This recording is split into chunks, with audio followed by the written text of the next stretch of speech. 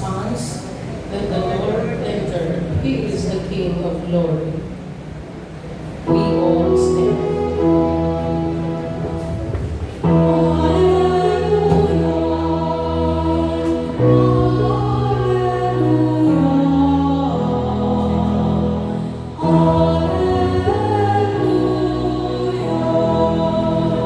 The Lord be with you. And with your A spirit. reading from the Holy Gospel according to St. Luke. Glory to you, O Lord. In the 6th month, the angel Gabriel was sent from God to a town of Galilee, Nazareth, to a virgin betrothed to a man named Joseph of the house of David. The virgin's name was Mary. Coming to her, he said, "Hail, full of grace, the Lord is with you." But she was greatly troubled at what was said and pondered what sort of greeting this might be. Then the angel said to her, "Do not be afraid, Mary, for you have found favor with God. Behold, you will conceive in your womb and bear a son, and you shall name him Jesus. He will be great and will be called Son of the Most High, and the Lord God will give him the throne of David his father, and he will rule over the house of Jacob forever, and of his kingdom there will be no end." But Mary said to the angel, "How can this be, since I have no relations with a man?" And the angel said to her in reply, "The Holy Spirit will come upon you, and the power of the Most High will overshadow you. Therefore, the child to be born will be called the Holy, the Son of God. And behold, Elizabeth, your relative, has also conceived a son in her old age, and this is the 6th month for her who was called barren, for nothing will be impossible for God." Mary said, "Behold, I am the handmaid of the Lord. Be it be done to me according to your word." Then the angel departed from her. My dear friends, the Gospel of the Lord. Praise to you, Lord Jesus Christ. We all sit. Muli po ay magandang umaga po sa inyo lahat. Lalapit po ako kasi ito, hindi mo ako marinig. Okay, reading and pondering the theme ng inyong Grand Alumni Homecoming 100 years. Nakalagay po doon, reminiscing memories, breaking distances, and reaching out together. No, tiniting binabasa ko po siya, sabi ko, alam ko na kung ano daw ibig sabihin. In one word, ano ang ibig sabihin ng inyong tema in one word? Ano po? Sente. Sige lang nga. Okay. One word. Okay? Thanksgiving. In one word, it is thanksgiving. Sinabi ko, paano naging one word ng Thanksgiving, Father? Papaliwanag ko po sa inyo. Sinabi ko sa mga teachers at sa mga principal ito noong Christmas party nila. Iyon ang tema nyo. Sabi ko nga kay Sir, ito yung homily ko sa inyo. Bakit? Ito yun, in one word Thanksgiving. Bakit? Sige, tignan natin. Ano ang Tagalog ng Thanksgiving? Pasasalamat. Ano ang ibig sabihin ng pasasalamat? Thanksgiving. Hanggang bukas tayo dito. Okay. Thanksgiving ay pasasalamat. Okay? Ngayon, hatiin po natin tatlo po yan. Tama? Tatlo yan. Yung tatlo yung tema nyo. Okay? Hatiin natin sa tatlo yung pasasalamat. Okay? Una ay pasa. Very good. Pasa. Pangalawa ay salad. Very good. Pangatlo ay ano yung pangatlo? Ibig sabihin ng lamat. Sige nga, nasa ng lamat dyan. Okay? Pangatlo ay alamat. Ay. Sige. Balikan natin. Okay. Reminiscing memories, alamat. Tama? Tama?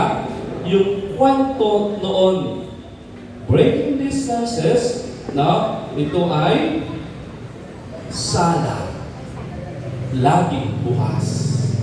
At yung reaching out together ay pasa. So in another word, yung tema natin in one word, it is thanksgiving or pasasalamat. Ano ang ibig sabihin nito? Unahin natin, reminiscing memories, alamat. Balikan po natin yung mga tao na tumulong sa atin para maabot natin ang ating mga pangarap. Kasama po doon, pinakauna, yung nagsakripisyo, yung nagmahal sa atin ng walang kondisyon, yun ay ang mga magulang natin. Lagi ko sinasabi, awayin mo na lahat, wag lang ang magulang mo. Awayin mo na lahat, wag lang ang nanay mo. No? Awayin na wag lang ang nanay. Hindi pwede. It is a mortal sin na ikaw inaaway mo yung magulang. Why? The fourth commandment. Ano yung pang-apat na utos ng Diyos? Igalang mo ang iyong ama at ina. No? Kaya kung titignan natin, lahat ng utos ng Diyos, thou shalt not, thou shalt not, thou shalt not. Isa lang ang positive, yung number 4, honor your father and your mother. Pangalawa, yung mga guro ninyo. Naalala niyo pa ba yung mga guro ninyo? Sige nga, yung mga dito, kayo malang, bigyan ng isa. Antonio Santos, yan yung kumurot sa inyo. Kayo po. Meron. Kayo sir, meron. Miss Yuson.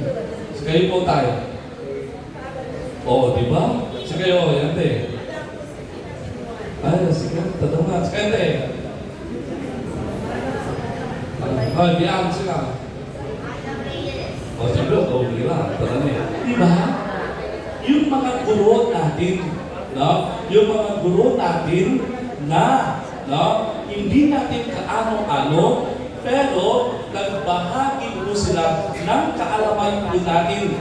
Wala tayo ngayon dito kung wala yung mga guro natin. Sinalagi mo sinasabi, walang pari kung walang guro.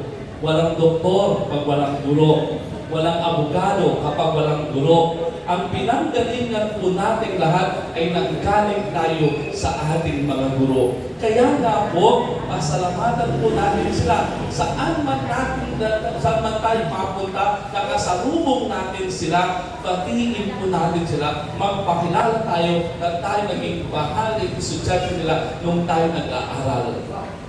Kahit kayo mga teacher natin terror, no? Yung sila ang unang pinapasalamatan. Yung mga terror, bakit? Yung mga terror, sila nagturo sa atin. Tama? Oo, nung kinukulot tayo, pinapaalam nila tayo, no? Bisit na bisit tayo sa kanila, di ba? Pero dahil doon sa ginawa nila, natuto tayo sa buhay. Natuto tayo sa buhay. Kaya nga po, di po ba? Sino yung mga, yung namalo sa atin, di ba? Ako, ayaw natin mapalo, kaya nag-aaral tayo mabuti. Sino yung namalo sa atin? Dahil magulo tayo, hindi tayo magulo. Hanggang pagtanda natin, yung aral na iyon, bit-bit po natin. Sumunod po doon, magulang, mga teachers. Sumunod po doon. Sinong pwede pang pasalamatan? Kaklase. Very good. Kaklase. Bakit kaklase? Dahil, wala ko yung ngayon, sino pinalalig yung kung walang kaklase ninyo. Bakit? Di ba? Umopya kayo sa kanila. Di ba? Very good. No? Dahil namopya ka sa kanila, may nakuha ka, pumasa ka. Di ba? Kaya magpapasal, hindi po aksidente na kayo ay nagkaklase. Hindi po aksidente yun. Kayo ay pinili ng Diyos, pinagsama kayo ng Diyos. Yung mga iba nga, ang galing pa ng malayo. Tinatanong ko kanina, si Joy, nalo ko Santo Niño, natanong din po, di ba, ikinurumanid siya, di ba? Kasi nga pinili kayo ng Diyos. Yung mga iba, sila taga-bahay. Para tayo naman taga-bahay siya eh. Kung kagawad siya eh. Taga-aral na, di ba, taga-aral eh. Pero pag lumanod siya, di ba, pumunta sa dito, ibig sabihin, hindi iniasa din magkaklase po kayo because yun ang gusto ng Diyos dahil kayo ang magtutulungan para maabot ninyo yung pangarap. Imagine niyo, pag di ka binuli ng kaklase mo, di ba? Pag di ka binuli, siguro di ka nagbago. Di ba? Di ba? Dahil binuli ka, tinawag kang mataba, o di ngayon sexy ka na, di ba? Dahil naging challenge yun sa inyo, di ba? Kaya nga po, no, kaklase, mahalaga yun, no? Kaklase. Dahil nga po yung kaklase nyo, kasabay po ninyo na naglakbay sa mundong ito. Alam mo, ang ating eskwelahan, 100 years na.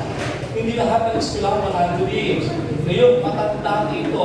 Ibig sabihin ito na ay alamat. No? Ibig sabihin nito, matagal nito, maraming bagyo, maraming lindol, pero nakatayo pa din. Kaya nga po, salamat sa Diyos, mayroon tayong eskwelahan. Siguro kung wala yung eskwelahan nito, baka marami sa inyo, hindi nakapagtapos. Paano pwede kayo mag-aral sa iba? Kaya po, mahirapan po tayo. Tama? Kaya nga po, magpapasalamat kayo sa eskwelahan ngayong reunion, nandito po tayo lahat.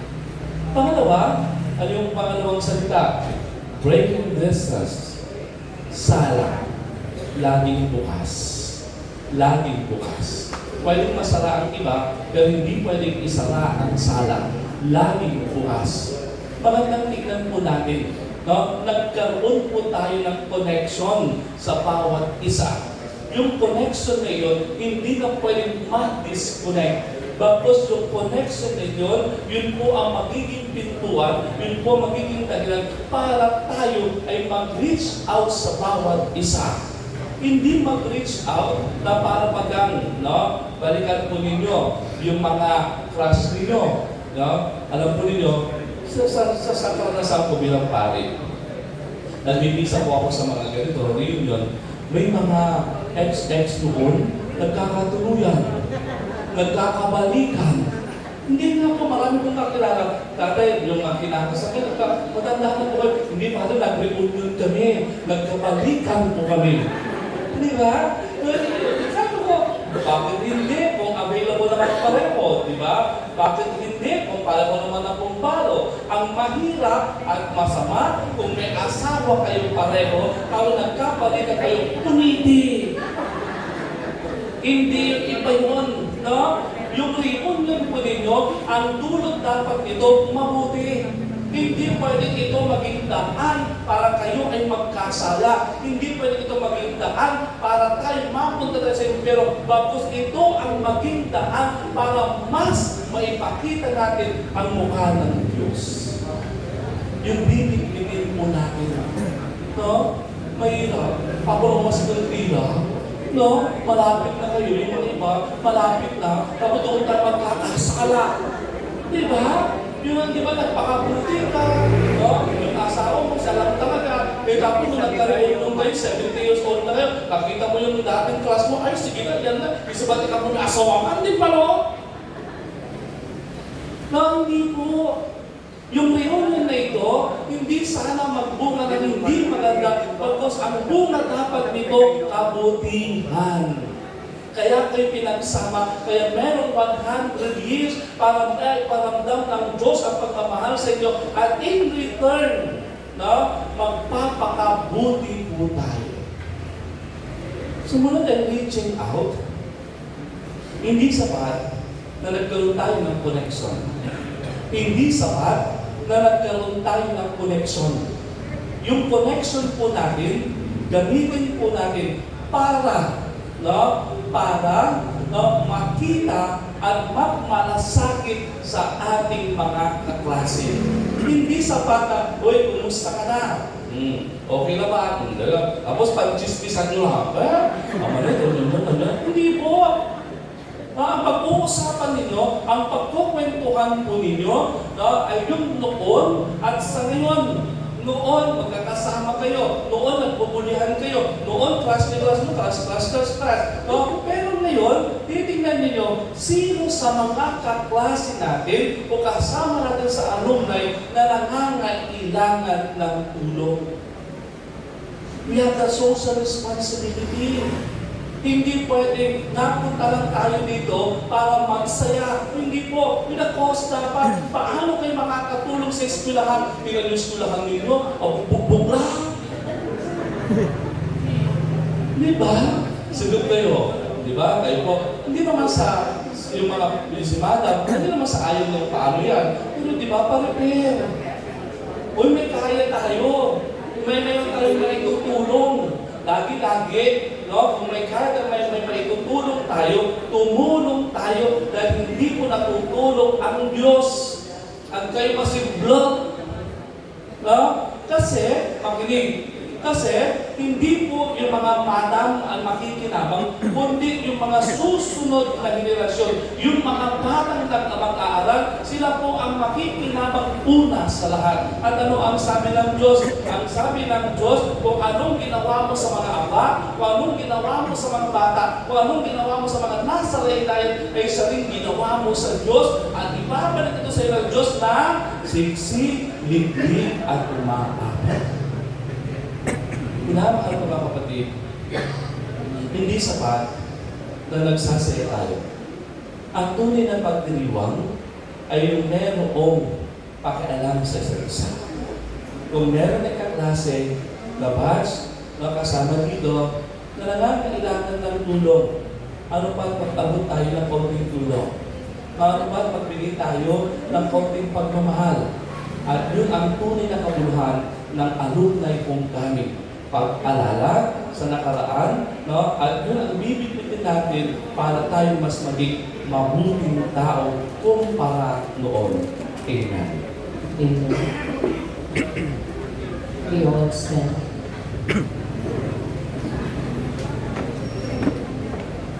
Jesus is our Emmanuel, God with us. His presence among us is a source of consolation and strength.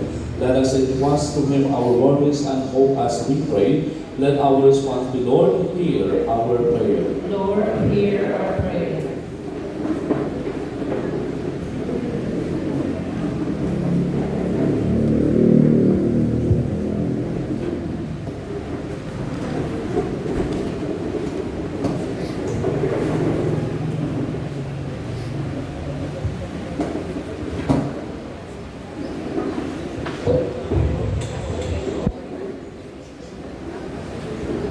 Lord Jesus, be with your church as she constantly strives to bring your gospel to all and to witness to it in the lives of her members. We pray. Lord, hear our prayer. Lord Jesus, be with the Holy Father and our bishops, our parish priest, and his assistants, that they may be ever more effective ministers of your inspiring guidance. We pray. Lord, hear our prayer. Lord Jesus, be with our political and civil leaders, our judges, the police, and the military, that they may effectively promote justice, order, and the common good. We pray. Lord, hear our prayer. Lord Jesus, be with our doctors, nurses, and all those who work in the healthcare ministry, that they may be instruments of your healing love for all the sick. We pray. Lord, hear our prayer. In the silence of our heart, we pray for our personal intention, and we include praying for the soul of Justice Sabino Padilla, the one philanthropist of Padilla Central School. We pray. Lord, hear our prayer. let us also include our prayers of the alumni who have come before us. Sabihin, pakibanggit lang po yung mga pangalan ng mga klase ninyo na nauna na sa atin, mga namatay na. Katulad ni Elisa Edrali, Zarla de Vera, sino ba?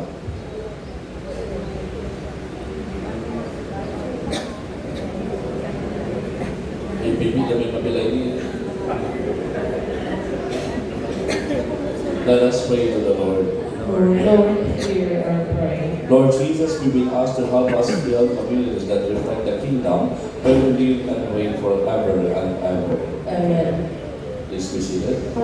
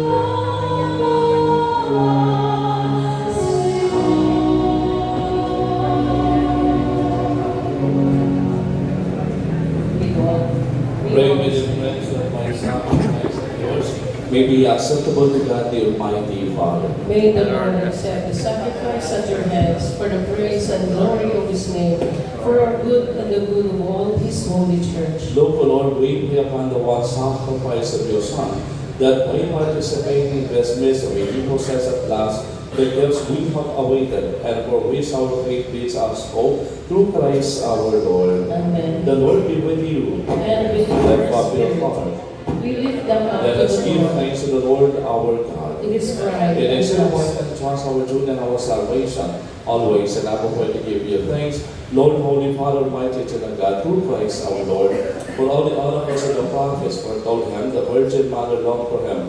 With love began all time, John the Baptist sang of his coming, and proclaimed his presence when he came. It is by his gift that already we rejoice at the midst of his nativity, so that he may find us watchful in prayer and exalted in his praise. And so with angels and archangels, with thrones and dominions, and with all the hosts and powers of heaven, we sing the hymn of your glory, as without end we acclaim.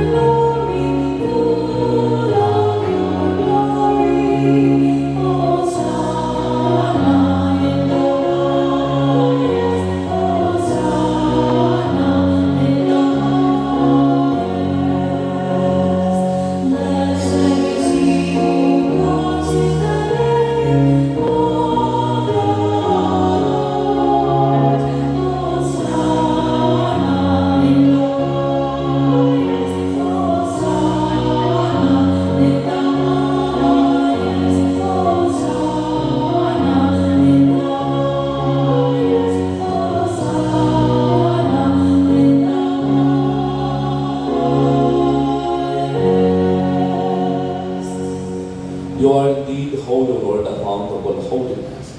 Make holy, therefore, these gifts, we pray, by sending down your Spirit upon them in the true hall, so that they may become for us the body and blood of our Lord Jesus Christ.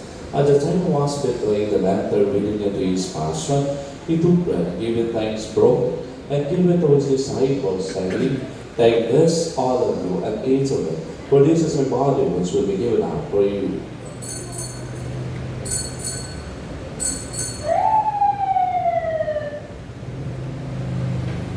In a similar way, when supper was ended, he took the chalice and once more giving thanks, he gave it to his disciples, saying, "Take this, all of you, and drink from it. For this is the chalice of my blood, the blood of the new and eternal covenant, which will be poured out for you for many for the forgiveness of sins. Do this in memory of me."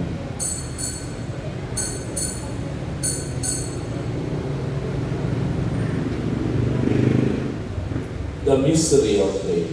When we eat this bread and drink this cup, we proclaim the death of our Lord until he comes. Therefore, as we celebrate the memorial of his death and resurrection, we offer the bread of life and the chalice of salvation, giving thanks that you have held us worthy to be in your presence and minister to you. Humbly we pray that partake the body and blood of Christ, we will be gathered into one by the Holy Spirit. Remember, Lord, your church is spread throughout the world, and bring into the furnace of charity, together with Day, our Pope, Sacraments, our Bishop, Fidelis Auxiliary Bishop, and all the clergy.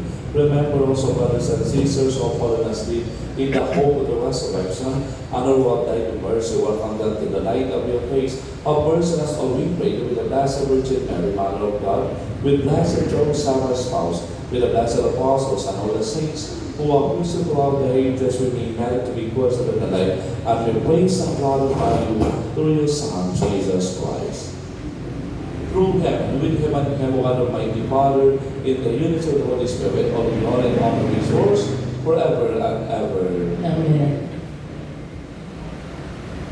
As one family, let's pray like Jesus.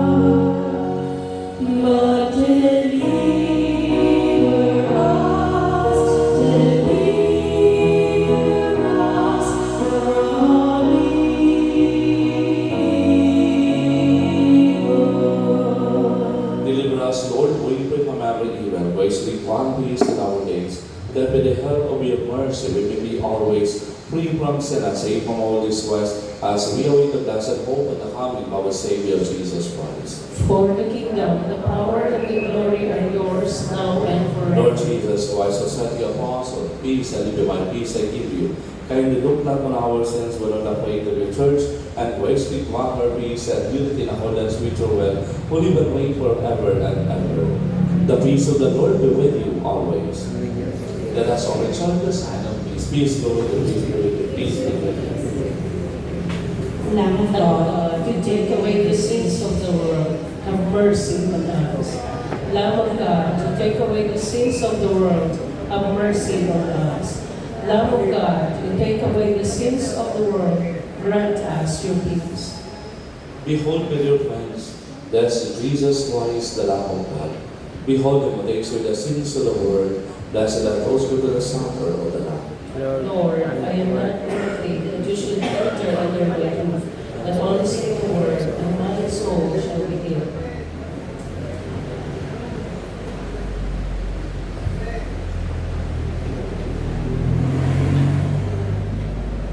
The body of Christ. Amen.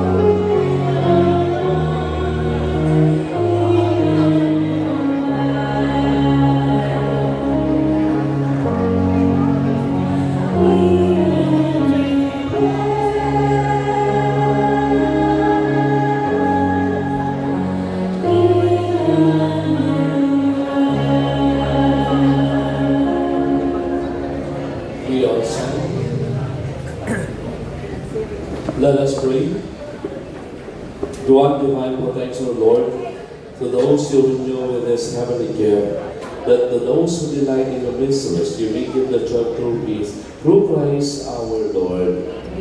The Lord be with you. And with your spirit. And may Almighty God bless you and your family in the name of the Father, and of the Son, and of the Holy Spirit. Amen. The Mass has been offered. Let us go glorifying the Lord.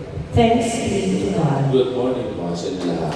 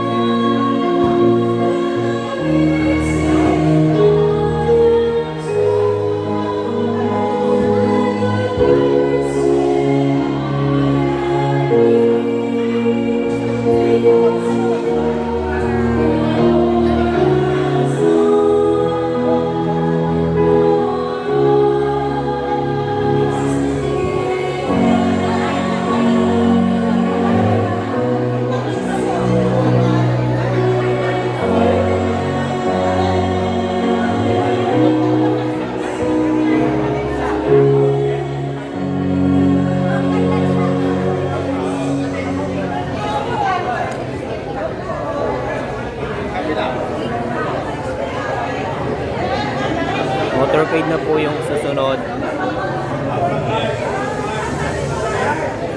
Hello. Ayan. So, again, thank you po, Father Drake, for our Thanksgiving Mass.